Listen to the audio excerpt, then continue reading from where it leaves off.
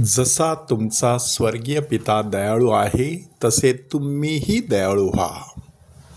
काही दिवसांपूर्वी ह्या शब्दांवरती आपण थोडंसं चिंतन केलं होतं की मोशेने सांगितलेलं होतं की जसा मी पवित्र आहे परमेश्वर म्हणतो तसे तुम्हीही पवित्र व्हा.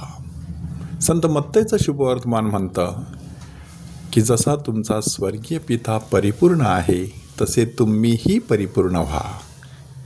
लोक मात्र म्हणतो की जसा तुमचा स्वर्गीय पिता दयाळू आहे तसे तुम्हीही दयाळू व्हा.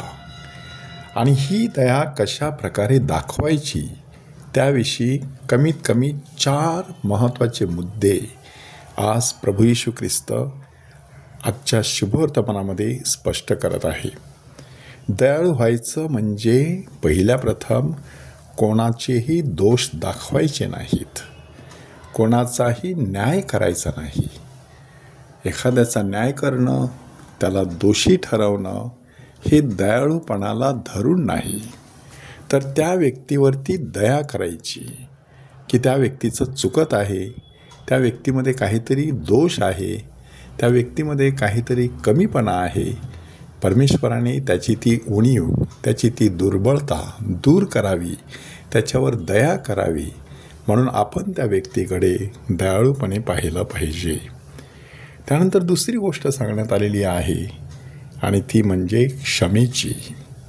क्षमा करा म्हणजे तुमची देखील क्षमा केली जाईल, तुमच्याही पापांची क्षमा केली जाईल.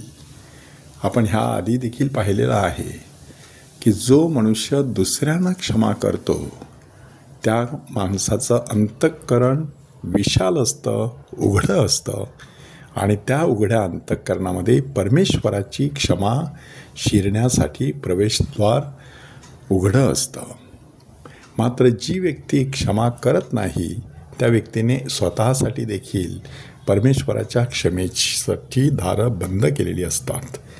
म्हणून येशू सांगत आहे, दयाळू बनायचं असेल तर क्षमाशील असणं देखील गरजेचं आहे. दयाळूपणाचं तिसरं महत्त्वाचं वैशिष्ट्य आहे, द्या म्हणजे तुम्हाला दिलं जाईल. म्हणजे इथे दानशूरपणा आहे, कोणत्याही प्रकारची आसक्ती नाही, हातचं राखून ठेवण्याची प्रवृत्ती नाही, कवडी चुंबक वृत्ती नाही, तर अगदी सरळ हाताने आणि मोकळ्या मनाने देण्याची प्रवृत्ती आहे.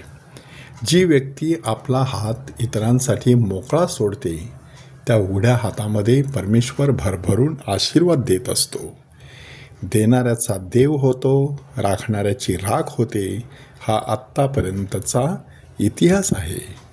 म्हणून दानशूरपणाची दानत चांगली असंही म्हटलं जातं. म्हणून देण्यामध्ये माणसाने कुठलीही कसूर करू नये. त्याचं स्पष्टीकरण प्रभू येशू ख्रिस्त अजून देत आहे की भरभरून द्या, ओसंडून वाहू द्या. म्हणूनच माणसाने सातत्याने दानशूर वृत्ती धारण करणं गरजेचं आहे. आणि शेवटचा मुद्दा येशू सांगत आहे, ज्या मापाने तुम्ही द्याल त्या मापानेच तुम्हाला दिलं जाईल. इथे फक्त दानशूरपणा नाही, तर माणूस ज्या पद्धतीने वागतो त्याच पद्धतीने परमेश्वर देखील त्याला वागवेल. हा मुद्दा प्रभू येशू ख्रिस्त स्पष्ट करत आहे की ज्या मापाने तुम्ही दया कराल त्याच मापाने तुमच्यावर दया केली जाईल. ज्या मापाने तुम्ही इतरांना दोष देण्याचं टाळाल तेवढ्याच प्रमाणामध्ये परमेश्वर देखील तुम्हाला दोष देण्याचं टाळील. ज्या प्रमाणामध्ये तुम्ही इतरांना क्षमा कराल तेवढ्याच प्रमाणात परमेश्वर तुम्हाला क्षमा करणार आहे. आणि म्हणूनच आजच्या शुभवर्तमानामध्ये दयाळूपणाचे हे जे 4 पैलू सांगण्यात आलेले आहेत ते ह्या प्रायश्चित्त काळात आपल्याला प्रत्यक्ष कृतीत उतरविता यावेत अशी कृपा परमेश्वराकडे मागूया.